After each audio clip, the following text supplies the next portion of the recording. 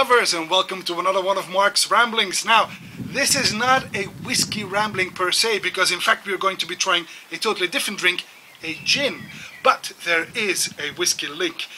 The gin that we will be trying today is a Belgian gin according to the booklet, and not just to the booklet. I know the guy who produces it, which is Dermul, a former malt maniac, and of course known better as the bottler, the Belgian bottler Asta Morris, which is a bit of tongue-in-cheek, as you'll remember from a previous rambling, because Asta Morris is Flemish for "oh, if that's all." And he's done the same kind of marketing thing with his gin, because this is called NOG, exclamation point. But NOG is not just no ordinary gin, but again, NOG is Flemish for "I want more." So he really thought about it, and it's quite funny if you know the language. Nevertheless, it is a bit of a special gin, as you can see from the color. It's almost the same color as whiskey, so normally gin is clear, isn't it? Unless it has undergone some special kind of process, which is the case here. And that is immediately also the whiskey link. Do you remember the other whiskey video that I did about this one? The Dalmore single cask for the bonding ram, which was also produced, or bottled I should say, by Asta Morris, by Dermul. Now what he has done in this case, in the case of the NOG gin, and this is batch number 1 by the way, this NOG gin has actually been finished for 6 months in the empty cask that previously held this Dalmore. And that, my friends, explains this beautiful whiskey-like color. It's a bright golden, a bit darker than champagne. The NOG gin, this batch number 1, is in fact, like I said, finished, or should I say matured? 6 months? Nah, let's call it finished for 6 months in that ex-Dalmore cask. Batch 1, that is. Batch number 2 has already hit the shelves, and that one has matured or finished for 6 months on an ex-Benriach cask. People who know Dermul will also remember that he was once a huge Benriach collection. He owned one of the biggest collections of Benriach whiskey in the world.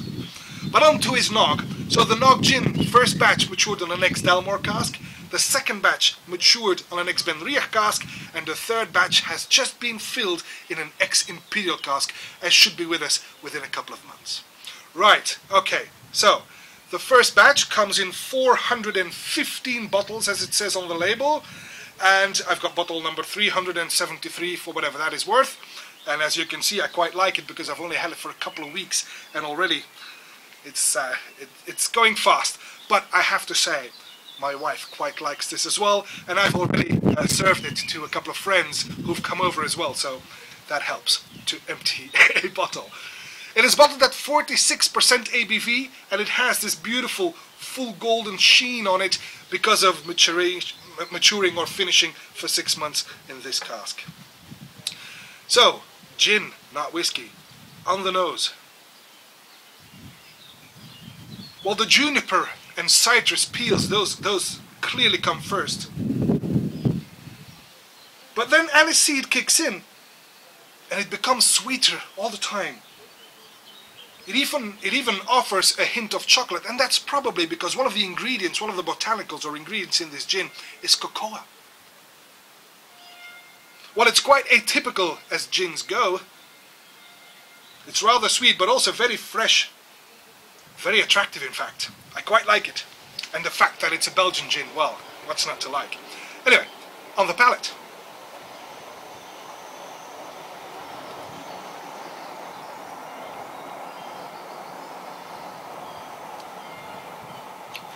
Well, it's not as citric as it was on the nose, but again, it is very, very sweet. Some oranges kick in. Oh, big oranges now.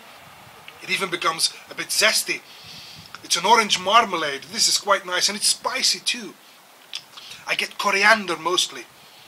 Yeah, the coriander speaks the loudest. Well, again, a very nice palate, and again, far from ordinary. This is clearly, it's aptly named. This is no ordinary gin.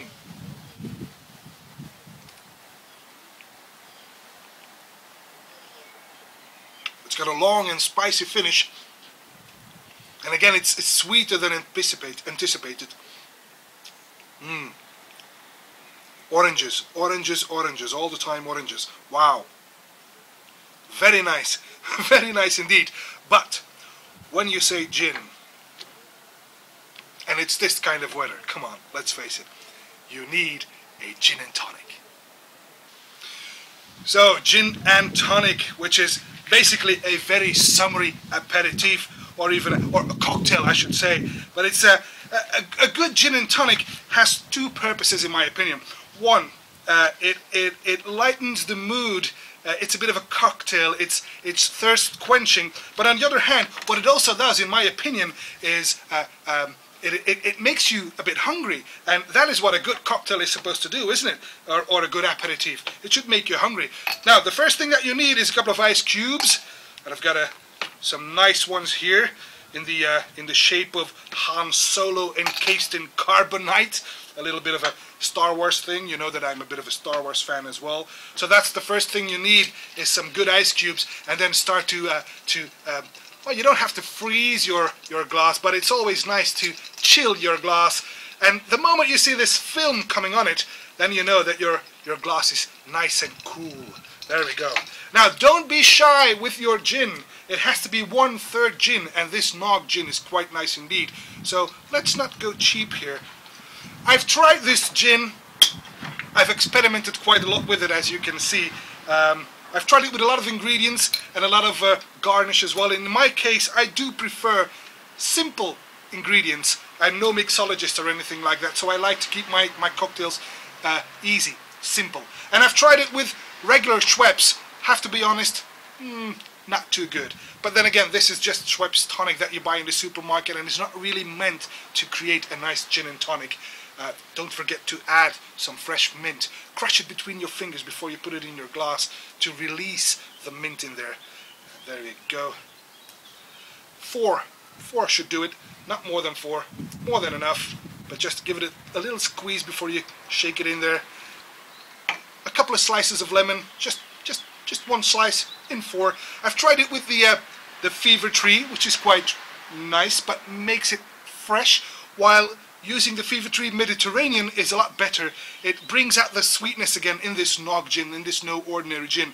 But I would not be who I am if I wasn't experimenting quite a bit with these. And I have found this gin to be rather good with, don't laugh, ginny. I kid you not. Now, I know that ginny is a lemon drink, it's an agrum drink, it's got quinine, so it is related to tonic, of course. But I have found that when I use ginny, 2/3 ginny, it brings out the sweetness but retains the freshness of the gin as well. And it does not overcome the gin, so the gin still shines through beautifully when you give that a go. Now, what I need is to stir this for just a moment. I should have taken a spoon, sorry, forgot that in the kitchen. Never mind. And then you can top it off with a nice straw or an umbrella or whatever is to your liking. But I do like my gin and ginny. I think I've just invented a new cocktail, haven't I? I'm going to call this the Gin Ginny, or should I call it the Ginny Gin? Or whatever. Anyway, the NOG Batch 1 with ginny is quite a thirst quenching and hunger instilling or appetite instilling cocktail, and very much to my liking in these beautiful summery times. So there you go. But to be completely honest, this gin is so nice that I do prefer it straight. It's one of those gins, and there aren't that many, that is really so nice that you prefer it straight, or maybe even with an ice cube instead of mixing it. So this gin is not a mixer. This is very good standing on its own, but I do like it with ginny in a gin ginny. And that's all for this rambling, and I hope to see you again real soon at one of Mark's ramblings. Until then, may the gin be with you. Bye bye.